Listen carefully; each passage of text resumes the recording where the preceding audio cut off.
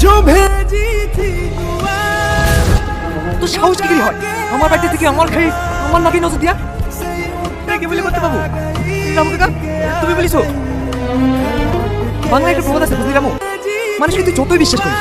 কিন্তু তুই ছুরি মারবে কিছু করে করতে পাবো আমি এরকম কোনো কাজ করিনি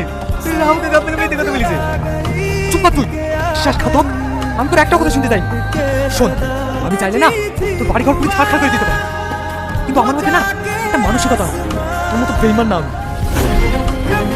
বেরিয়ে যাই বাড়ি ওকে তাহলে জমিদার বাড়ি 30 মানা আর না দেখি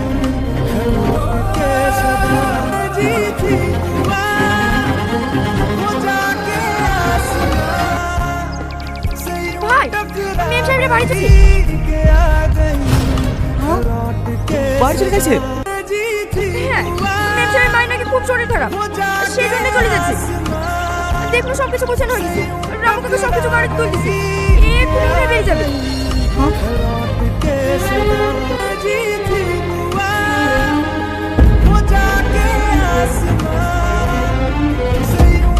ভাই ভাই সাবধানে যাইবা মন খারাপ করো না আব্বু তোমার বৌমা সুস্থ হলে ওকে শুধু নিয়ে চলে আসবে এই রামু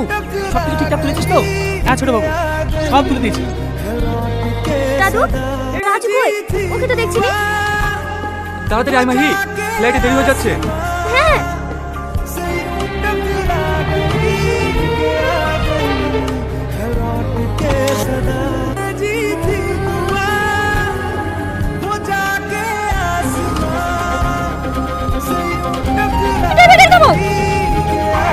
কি রে মা কি হলো আমি একটু আসতে রেডি